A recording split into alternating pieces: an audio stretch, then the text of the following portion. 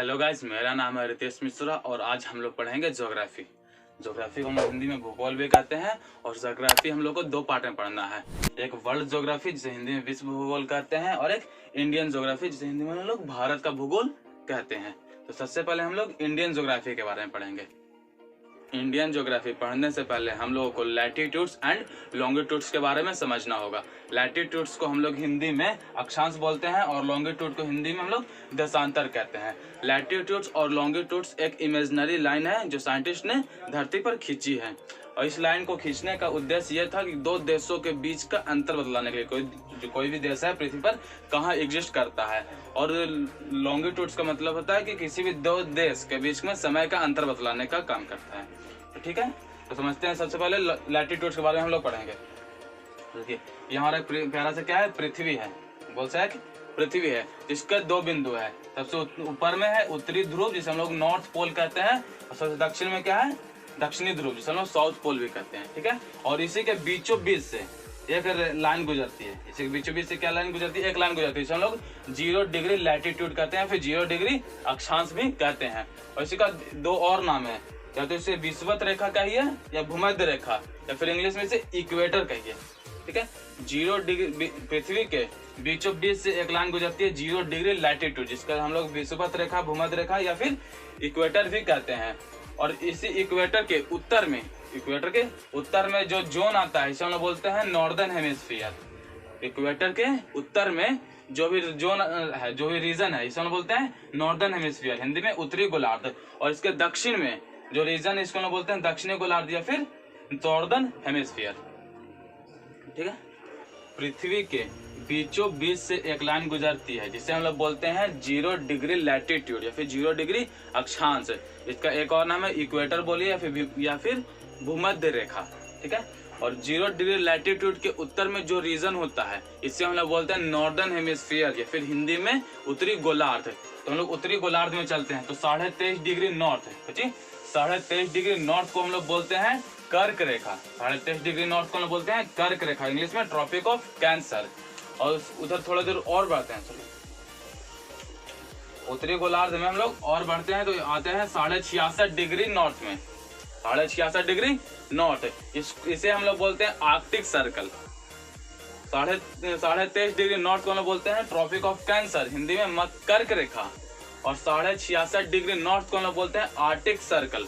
ठीक है, और 90 डिग्री नॉर्थ को हम लोग बोलते हैं उत्तरी ध्रुव। ठीक है, अब आते हैं दक्षिणी गोलार्ध में।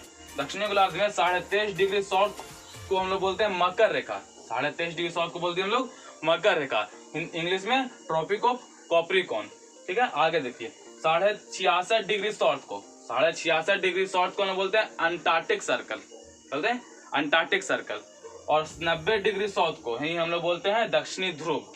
ठीक है, आगे देखिए 23.5 डिग्री नॉर्थ से लेकर 23.5 डिग्री साउथ का जो रीजन होता है, 23.5 डिग्री नॉर्थ से लेकर के 23.5 डिग्री साउथ या फिर बोल दो कर्क रेखा से लेकर के मकर रेखा के बीच का जितना भी रीजन होता है उससे हम लोग टॉरिड जोन बोलते हैं। क्या बोलते हैं, टॉरिड जोन। और टॉरिड जोन में ज्यादातर गर्मी और बरसात होती है, बहुत ज्यादा होती है टॉरिड जोन में। ठीक है, आगे देखिए 23.5 डिग्री नॉर्थ से लेकर के 66.5 डिग्री नॉर्थ और 23.5 डिग्री साउथ से लेकर के 23.5 डिग्री साउथ का जो रीजन होता है उससे हम लोग बोलते हैं टेम्परेट जोन। क्या बोलते हैं, टेम्परेट जोन। यहाँ पर ज्यादातर सर्दी का मौसम होता है। और उसके बाद जो आर्कटिक सर्कल के ऊपर, आर्कटिक सर्कल और अंटार्कटिक सर्कल के बाद का जितना भी रीजन होता है उससे हम लोग बोलते हैं फ्रीज जोन। यहाँ पे ज्यादातर बर्फ ही रहता है और लोग बहुत कम रहते हैं इधर में। ठीक है, आर्कटिक सर्कल और अंटार्कटिक सर्कल के बाद का जो रीजन होता है उसे हम लोग बोलते हैं फ्रीज जोन। एक बार फिर से देख लीजिए, 23.5 डिग्री नॉर्थ से 23.5 डिग्री साउथ के रीजन को बोलते हैं टॉरिड जोन, जहाँ पे ज्यादातर गर्मी और बरसात होती है। और 23.5 डिग्री नॉर्थ से 66.5 डिग्री नॉर्थ है और 23.5 डिग्री साउथ से 66.5 डिग्री साउथ वाले रीजन को हम लोग टेम्परेट जोन बोल दिए। और आर्कटिक सर्कल और अंटार्कटिक सर्कल के बाद के रीजन को हम लोग फ्रीज जोन कहते हैं। ठीक है, अब हम लोग देखते हैं भूमध्य रेखा किन किन देशों से होकर गुजरती है।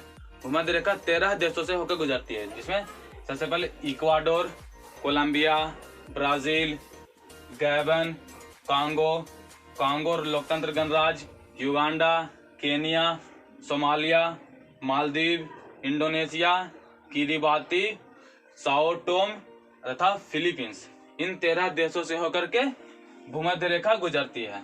और आगे देखिए कर्क रेखा कितने देशों से होकर गुजरती है, तो कर्क रेखा 18 देशों से होकर गुजरती है। तो कौन कौन से देश से, तो सबसे पहले मैक्सिको, अल्जीरिया, माली, मॉरिटानिया, इजिप्ट, चाड, बहामास, यूएई, ओमान, सऊदी अरब, लीबिया, भारत, बांग्लादेश, म्यांमार, चीन, ताइवान, मोरक्को तथा नाइजर, इन 18 देशों से होकर के कर्क रेखा गुजरती है।